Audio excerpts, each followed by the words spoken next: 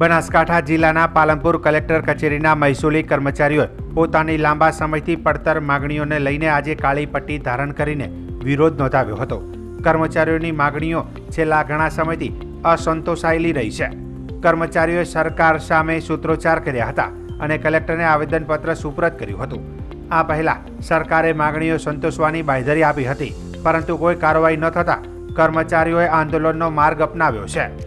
મહેસૂલી કર્મચારીઓ ચેતવણી આપી છે કે જો તેમની માગણીઓનું નિરાકરણ નહીં આવે તો આગામી 30 એપ્રિલના રોજ સામૂહિક રીતે કેઝ્યુઅલ લીવ CL પર ઉતરી જશે. આ પગલાંથી મહેસૂલી કામગીરી પર અસર પડવાની શક્યતાઓ રહેલી છે. ગુજરાત રાજ્ય મહેસૂલી કર્મચારી મહામંડળ દ્વારા અમારા વિવિધ પ્રશ્નો મુદ્દે અમે સરકારશ્રીને હડતાલ કરવા માટે આવેદનપત્ર આપેલ છે. એ કાર્યક્રમ જે રજૂ કરેલ છે એના ભાગરૂપે આજે કાળી પટ્ટી ધારણ કરી અને દરેક કર્મચારી મહેસૂલી કર્મચારી કાળી પટ્ટી ધારણ કરીને વિરોધ પ્રદર્શન કરી રહ્યા છે. આજે મહેસૂલી એકતા જોવા મળે છે. અમે જે વિવિધ મુદ્દાઓ જે આપેલા છે સરકારશ્રીને, એમાં 2012થી જે નાયબ મામલતદારો ભરતી થયેલા છે એમની હજુ સુધી પ્રવર્તા યાદી બની નથી. એ પ્રવર્તા યાદી સત્વરે બને અને ડીમ્ડ ડેટથી અમને પ્રમોશન આપવામાં આવે એવી અમારી માગણી છે. બીજો મુદ્દો છે અમારો જિલ્લા ફેરબદલીથી જે NOC લેવાની થાય છે જે તે કલેક્ટર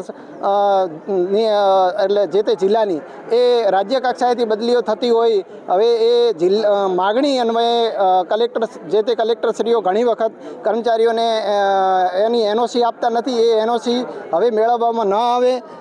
અને બીજું મુદ્દો છે પ્રમોશન, જે કારકુનોને પ્રમોશન આપવાના છે એમાં વધુમાં વધુ જે 2015ની બેચના વધુમાં વધુ કારકુનોને સમાવી લેવામાં આવે અને જિલ્લા ફેરબદલીઓ જે થઈને આવ્યા છે એમની પ્રવર્તા યાદીમાં એમને પાછળ મૂકવામાં આવ્યા છે, એમને પણ સાથે પ્રમોશન આપવામાં આવે.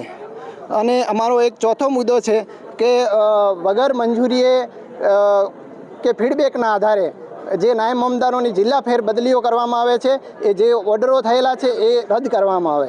અચ્છા, આજે કાળી પટ્ટી છે, બીજા આગામી કાર્યક્રમો કયા છે? અમારા આગામી કાર્યક્રમોમાં હજુ સુધી 30 તારીખે અમે માસ CL ઉપર જવાના છીએ.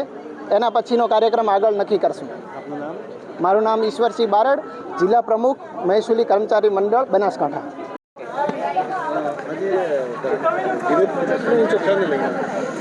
ઘણા સમયથી અમારી મહેસૂલી કર્મચારીઓની માંગણીઓ સરકારમાં પડતર છે અને એના પ્રત્યે સરકારે થોડીક ઉદાસીનતા સેવી છે. હજુ સુધી પડતર પ્રશ્નો છે, જેવા કે 2012ની જે બેચ છે નાયબ મામલતદારની સીધી ભરતીની, એ લોકોની પ્રવર્તા યાદી બની નથી. એ લોકોના પ્રમોશન પેન્ડિંગ છે. 10-12 વર્ષ થવા આવ્યા તે છતાં પણ.